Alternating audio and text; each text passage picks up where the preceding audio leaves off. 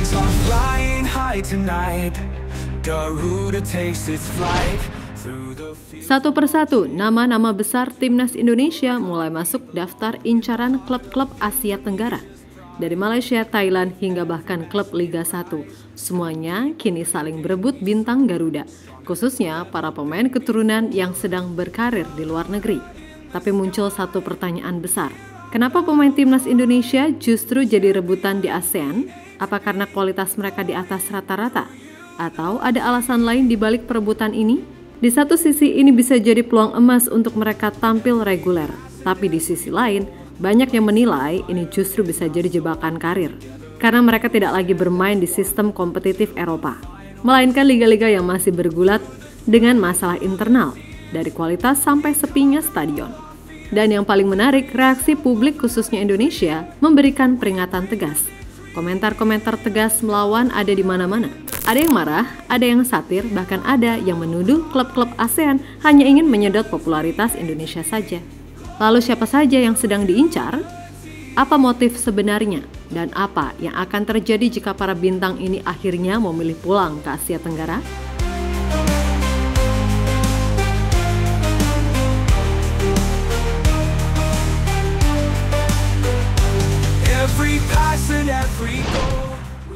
Sebelum bicara soal perebutan pemain timnas, kita perlu melihat dulu kondisi liga yang paling agresif ingin menarik mereka, Liga Super Malaysia.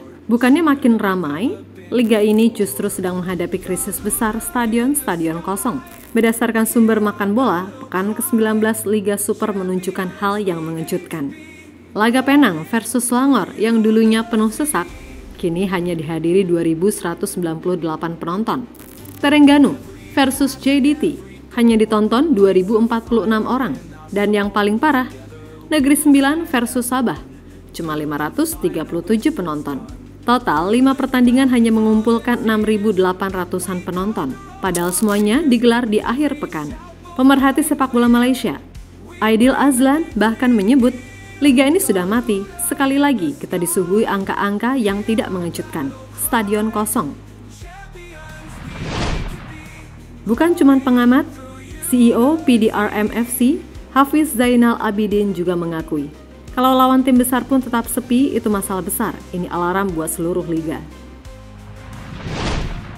Anehnya, bahkan kehadiran tim raksasa JDT atau Johor Darul Ta'zim, sang juara dominan, tidak mampu menarik penonton tuan rumah. Hal ini membuat banyak pihak menuding dominasi JDT telah membunuh daya saing liga, sehingga fans pun kehilangan gairah untuk datang langsung ke stadion. Pemilik JDT sendiri, Tunku Ismail Idris, justru menyindir klub-klub lain. Kalau rumah tetangga kita indah dan rumah kita tak dikelola, gilahkah kita membakar seluruh kawasan perumahan? Sudah 11 tahun berbagai alasan dan konspirasi, saatnya ubah pola pikir. Di sisi lain, mantan manajer Selangor, Zakaria Rahim, juga menegaskan bahwa klub Malaysia harus berhenti merasa sebesar Liverpool atau MU. Karena faktanya, kita ini klub Malaysia, orang-orang tidak terlalu memperhatikan. Jangan berlagak, bangunlah kedekatan dengan fans lewat media sosial.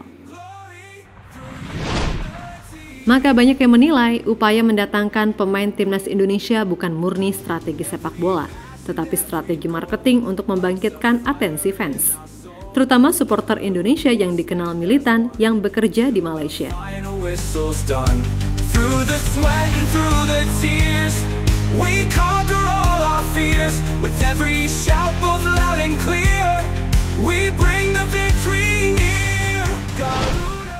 Saat para penonton di stadion mulai menghilang, klub-klub Malaysia mulai mencari jalan pintas. Salah satunya adalah dengan memburu pemain keturunan Indonesia yang punya label timnas, punya daya tarik dan tentunya punya fans loyal. Klub seperti KL City FC bahkan sudah terang-terangan mengincar 2 pemain warisan Indonesia untuk musim depan. Dalam laporan media harian Metro, seorang sumber dalam klub menyebut, pemain yang kami incar ini bukan murahan, mereka punya kualitas dan bisa membantu KL City. Tapi yang menarik bukan cuma urusan taktik atau kekuatan tim, tapi juga soal marketing dan daya tarik bisnis. Masih dari sumber yang sama, media Malaysia menuliskan, di Kuala Lumpur ini banyak pekerja asal Indonesia. Kehadiran pemain timnas akan menarik penonton dan mendongkrak penjualan jersey. Ini jelas bahwa target utama bukan hanya kemenangan di lapangan, tapi juga kemenangan di tribun dan toko merchandise. KL City bukan satu-satunya. Klub lain seperti Selangor, Sabah FC, dan bahkan tim-tim lapis kedua mulai ikut tren mendatangkan pemain Indonesia untuk boosting exposure. Tapi inilah yang membuat publik Indonesia mulai geram. Banyak yang merasa pemain timnas hanya dimanfaatkan sebagai alat dagang, dipajang di baliho, diburu media lokal, tapi jarang benar-benar difokuskan untuk dikembangkan. Dan ini baru satu negara. Karena ternyata Indonesia juga punya pesaing dari dalam negeri sendiri. Dari Liga 1 Indonesia sendiri, kini ikut berburu para pemain diaspora. Salah satu yang paling agresif adalah Bayangkara FC. Setelah resmi promosi ke Liga 1 musim 2025-2026, Bayangkara langsung tancap gas. Buka komunikasi dengan pemain-pemain timnas Indonesia yang berkarir di luar negeri. COO Bayangkara FC, Sumarji, bahkan belak-belakan mengatakan, tergantung ya, semua tergantung. Opsi itu tergantung, dan kalau memang itu memungkinkan dan mereka mau bergabung dengan Bayangkara, loh kami senang. Kami senang. Pak manajer ini selalu nanya ke saya. Tapi sudah komunikasi Pak? Ada beberapa, tapi kami belum tahu perkembangannya seperti apa. Mudah-mudahan ya kami berharap, apalagi ini ada Pak Zeta di samping saya. Ini juga suka malas-malasin pemain timnas. Kalau misalkan ada yang mau nilai kontrak sesuai dan kami bisa jalankan, kami sangat senang sekali. Kami sangat senang sekali. Pak, komunikasi ke berapa pemain Pak? Adalah. Ya, tapi publik menangkapnya beda. Fans mulai merasa ada yang janggal. Karena Zainuddin Amali bukan sekedar komisaris klub. Dia juga adalah wakil ketua umum PSSI. Dan Sumarji sendiri menjabat ketua badan tim nasional. Ini yang membuat rumor transfer ke Bayangkara dipenuhi kontroversi.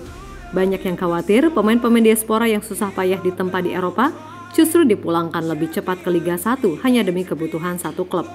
Beberapa nama yang jarang mendapatkan menit bermain di klubnya seperti Nathan, Eliano, Shane Patinama, hingga Rafael Strijk dirumorkan jadi target utama. Mereka adalah pemain diaspora yang pernah bikin bangga di laga timnas dan saat ini masih berjuang mempertahankan mimpinya berkarir di Eropa. Apakah mereka harus di Liga Negara ASEAN?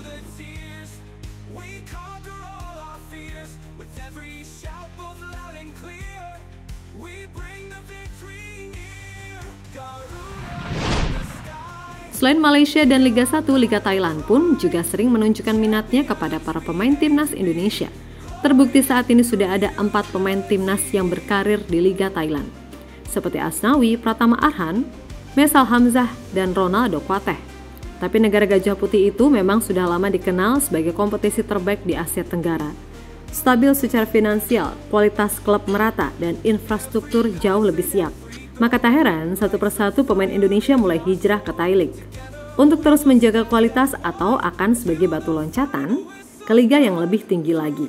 Tapi tetap tidak semua pemain cocok dan sebagian fans tetap berharap kalau bisa bertahan di Eropa kenapa harus ke ASEAN.